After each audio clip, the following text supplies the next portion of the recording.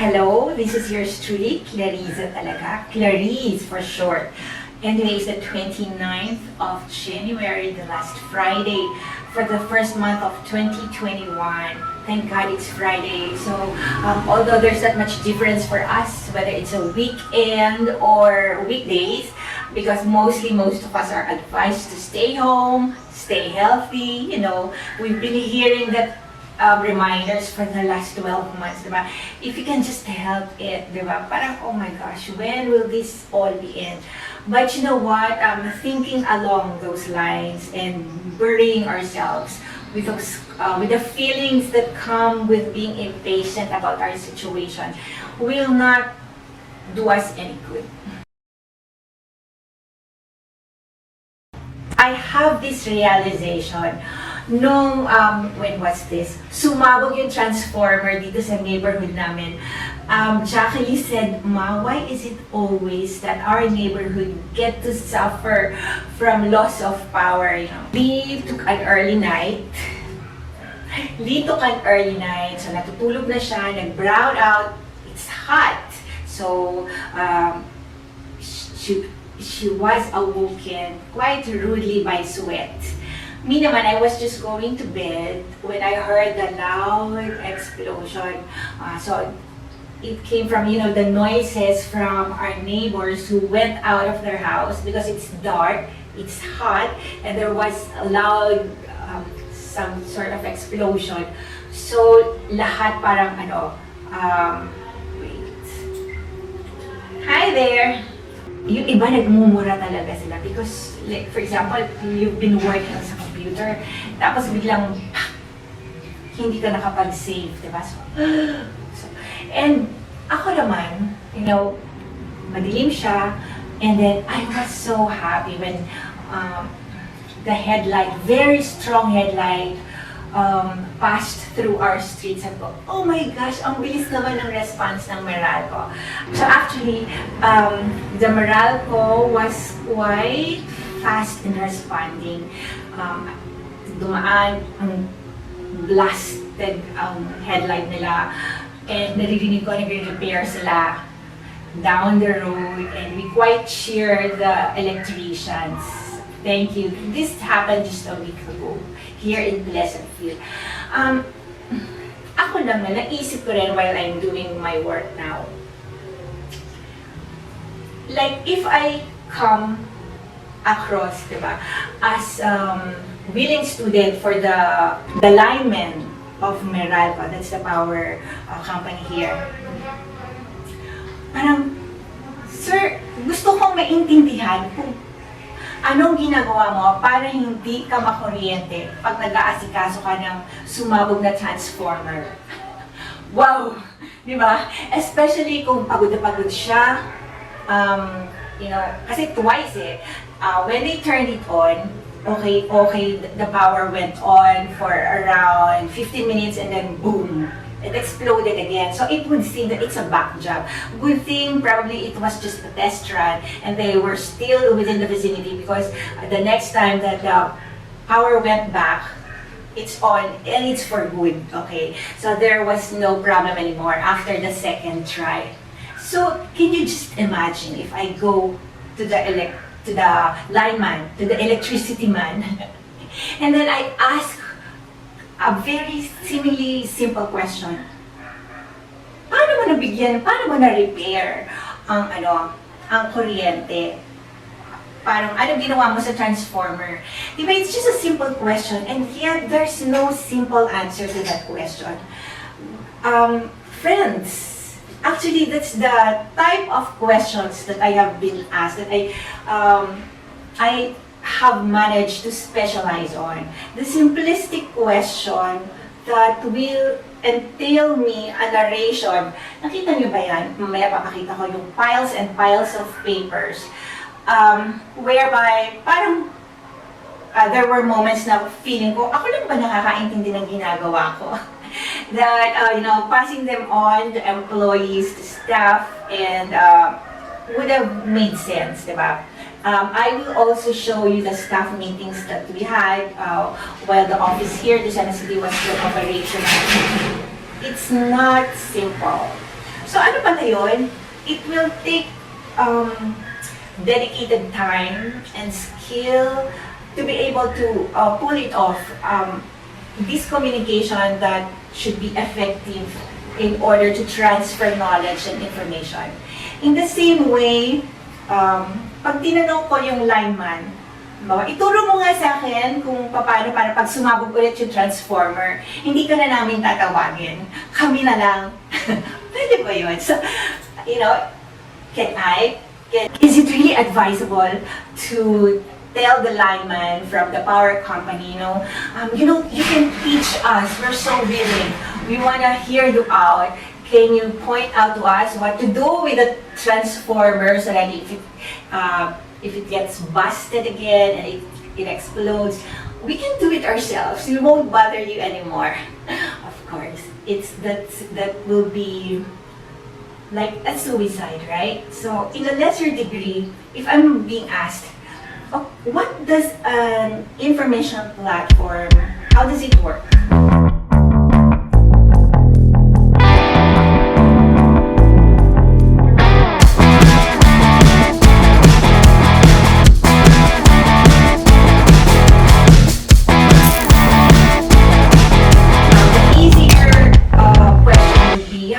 Derive income. Of course, if I will ask the lineman, how do you derive your income? Why do you do the things that you do, like the routine, even though that it can cost you your life to deal with live electricity?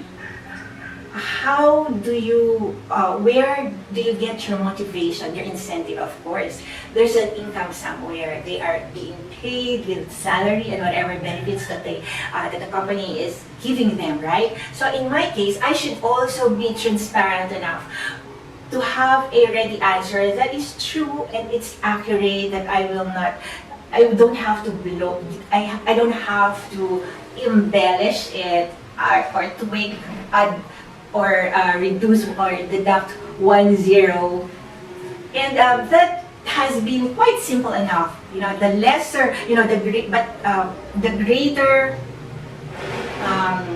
the more simplistic question that I was not able to answer is that, what have you been relating in your broadcast, and what has your, for example, why where do you relate the documents that you're presenting publicly with your line of work? Yun, mga ganon. So, I may not be in a position to say that I have arrived. I have devised a system whereby I can give simplistic answer to questions such as, Mr. Lineman, paano mo ba pinapailaw ang aming linya ng kuryente? Paano mo ba nire-repair ang transformer? Not that I am putting myself on equal, diba, with technical people of Meralco. But it's just the same, I have my own technicalities to observe in order to function and in order to earn a living.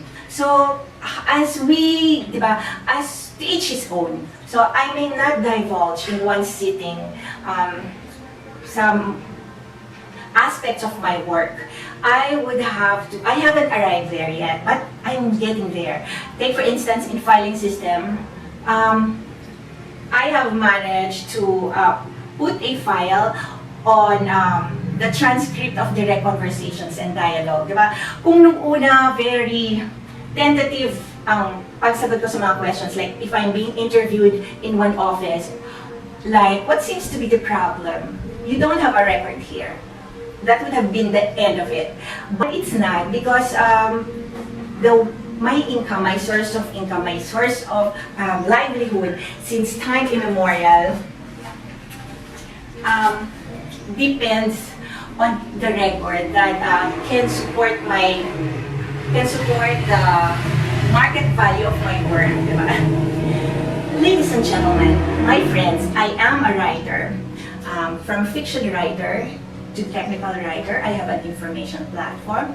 I used to be a filmmaker, and I am going back to this line of work with Hello Philippines. I'm also a company owner, talaga information and business consultancy, and that our business permit is pending right now because of the reorganization, and there is a matter of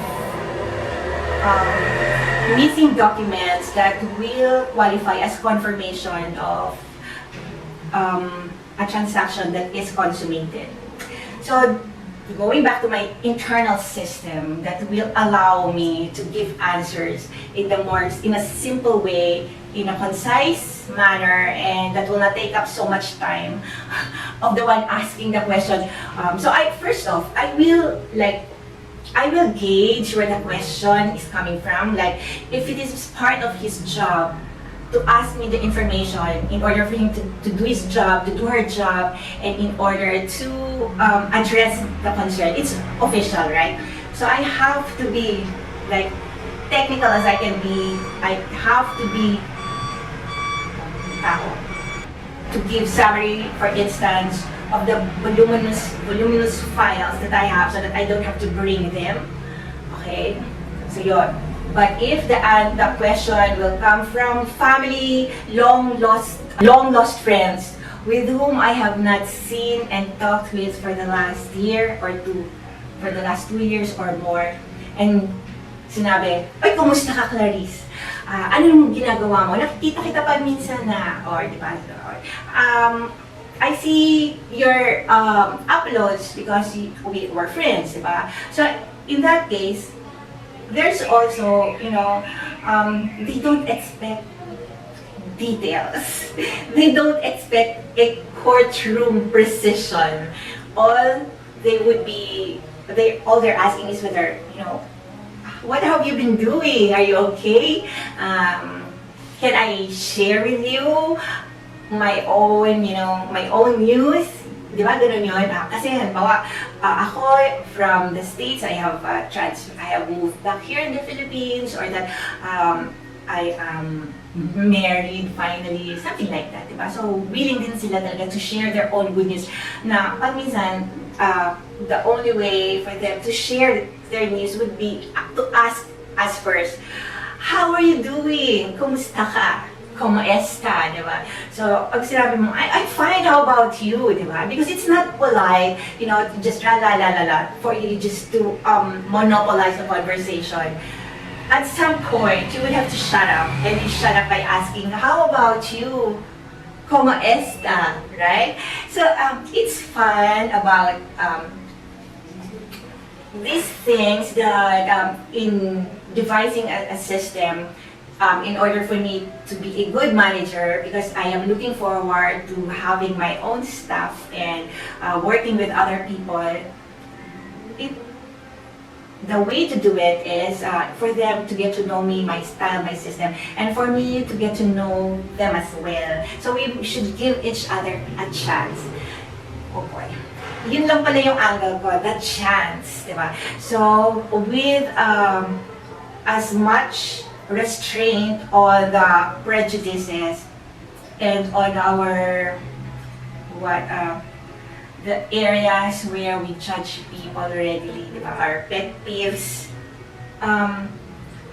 in giving each other a chance, it's hard if the other person, we've seen them on TV, we've heard of them, we've seen their videos, we've watched the comments, we've read the comments, and some of them are not very flattering and encouraging. Parang, I don't like this person na.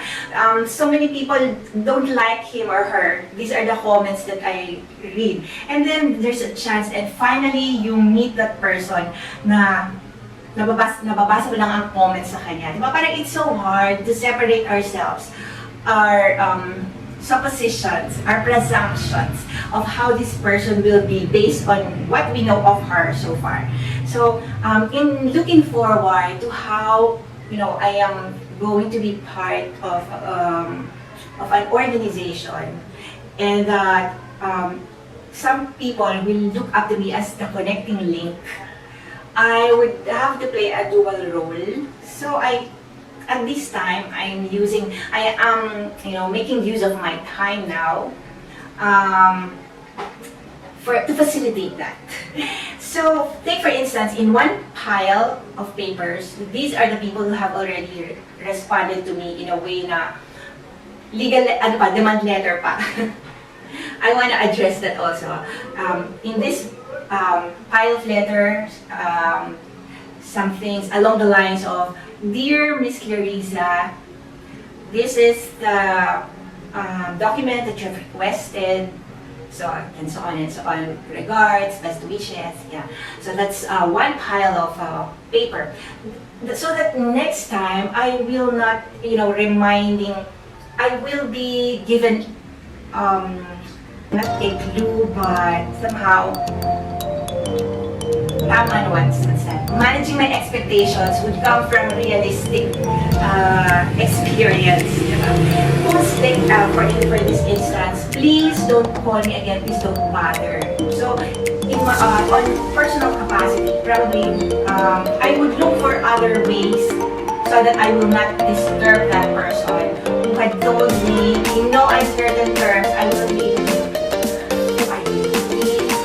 I'm so busy with my work. You're bothering me. So, that's my system. That's the office that what I'm doing right now. So if I haven't seen and talked with relatives and family members, what's this? Incoming video chat. Yeah, like that. I think I count myself fortunate because my callers have not stopped.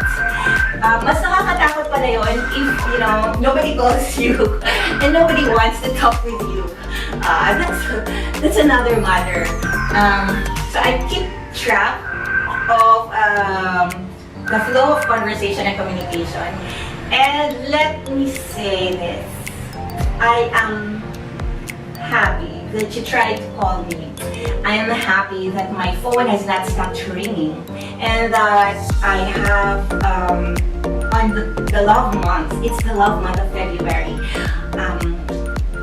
because everything has been done in preparation for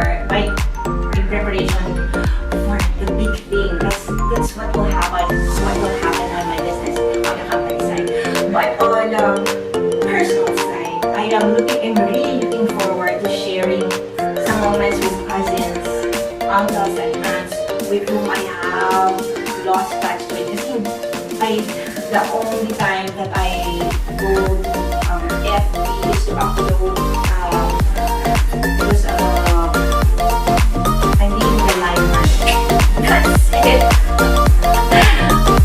If I cannot answer a simplistic question, I am being a lineman who is being asked how to repair a busted transformer. That's good.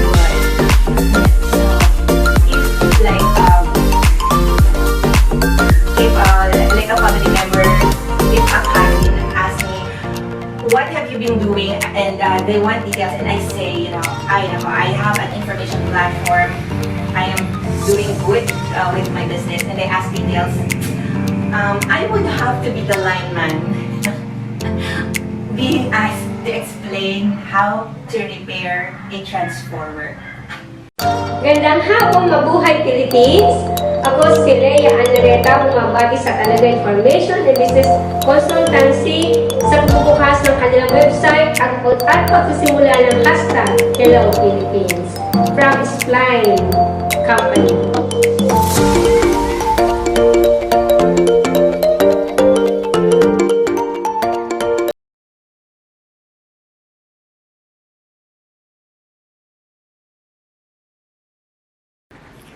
Hello, so some of the posts and some part of this video, this episode, may not be comprehensible, maybe beyond the comprehension of those who have not tuned in to my broadcast. And, just to give you a glimpse of how I was able to make sense of very difficult subject matter, I had a lot of help. Take for instance, next week oh my gosh, it's February, it's the 1st of February, Monday it's the 1st of February. I would be calling on the DILG, Republic of the Philippines, Department of Interior, and Local Government of Santa City. This is a certification that they have issued me upon my request. And let me just read it. This is to certify that Clarissa M. Talaga, close and up, open and close parentheses, Garcia, have visited and inquired into this office last October 12, 2016. October 12, 2016, pumunta ako sa DILG, Lucena City office, wherein she was advised to submit her concerns with the NBI and PSA or NSO. Insofar, this is the advice that I got, and I was able to be advised. I complied. Insofar as her personal coordination with other officials or agencies, it would be best if she would request certifications regarding her visit or query with those units. So hindi siya this advisory, this certification is signed by the City Director Ray B. Caceres. Director Ray B. Caceres. So although he is not the current City Director of DILG of Lucena City at this time. So I was advised to go to each agency and to each offices. So wala pa talaga. This was probably the best case for a national ID. Sinabihan ako na kumbaga sa isang tao, magbahay-bahay ka or mag-opisina ka. Walang particular agency, walang particular office that can give out the confirmation or the proof of legitimacy that I was asking. So again, this is to certify that Clarissa M. Talaga Garcia have visited and inquired into this office last October 12, 2016, wherein she was advised to submit her concerns with the NBI and PSA or NSO. Insofar as her personal coordination with other officials or agencies, it would be best if she would request certifications regarding her visit or query with those units. As regards the human trafficking issue, this level advised that she seek legal advice from a lawyer. This level advice that that's what it says here. Issued this 11th day of November 2016 in Lucena City for whatever purpose this may serve. So I went there October 12, 2016, and I received the certification. It was dated November 11th, so about a month or so. The attachments, query of Ms. Clarissa Talaga, letter reply of DILG, folder of Ms. Talaga containing her request. This is for me the most important part. That's why yung CC niya, Secretary Ismael Mike Sueño, DILG Secretary, and Senator Sherwin P. Gatchalian, Senate of the Philippines. So one of the reasons that can confuse the office of Senator Sherwin Gatchalian would be addressed by the official conduct of business of DILG, diba? I do not assume to know how the office of Senator Sherwin Gatchalian, how they deal with communications such as this. But on next week, because I have already followed up the office of Secretary Eduardo Año, comes to the office after Secretary Sueño left it. The continuity of the subject matter can be seen through the paper trail. So this would show that even that date, 2016, October, I was already intending to ask assistance from the office of Senator Sherwin Gatchalian. And that was already, this is the advisement that I was given. So dun sa paragraph K, it's about council. Shall mean the Interagency Council Against Trafficking created under Section 20 of this Act. So talagang may interagency na even though I was hoping na kung hindi man ako if I didn't get it right the first time, and that the office that I went to was not the proper office to deal with my concern, I thought that I could be given recommendation and endorsement, and then my paper will be forwarded there. I would like to thank City Director Ray Caceres of DILG Lucena City, because he had sent his reply to the office of Senator Sherwin Gatchalian and Secretary Mike Sueño. Now I will not have a hard time to explain to Senator Gatchalian what I had meant in my communication, in my attempt at communication to him. Kasi may paper trail. So, he need not be privy to my other concerns, to the other aspect of my business, because I know that he is a very busy lawmaker, di ba? Ito is another form of cohesion in concerns. Came from the British Embassy, Manila. So, the letter is addressed to me, Clarissa Talaga Garcia, Unit 701 Skyland Plaza, Senator Hill, Puyat Avenue, Makati City.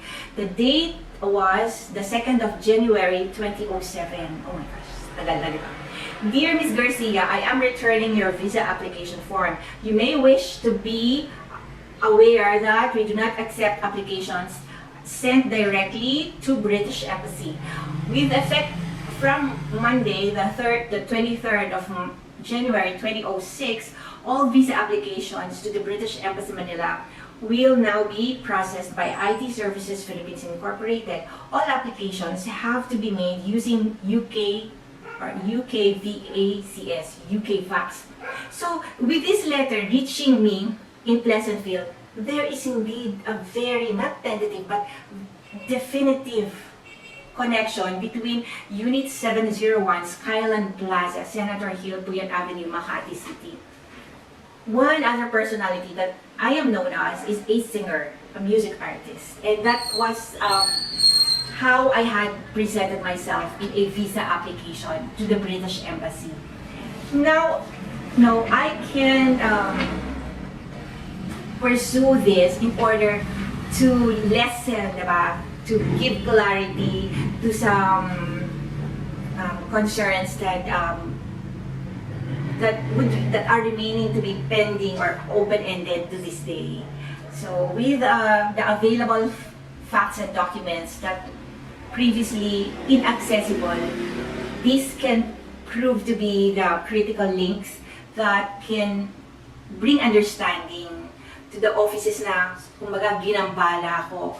One will say, bakit ka pumupunta sa mga offices na yun? Why do you have the need to, concern them? And so, because it happened already, the next best thing to do is to provide closure and to, if there's a need, to apologize for the inconvenience, for the misunderstanding.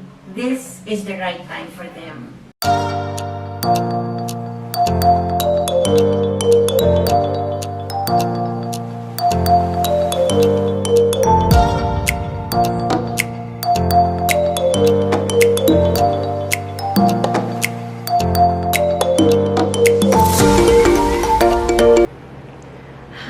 Today is the 27th of November 2018, and this is the first day of my Clean 9 program. And part of the activity that I'm doing right now is the music session with ever talented Jerome.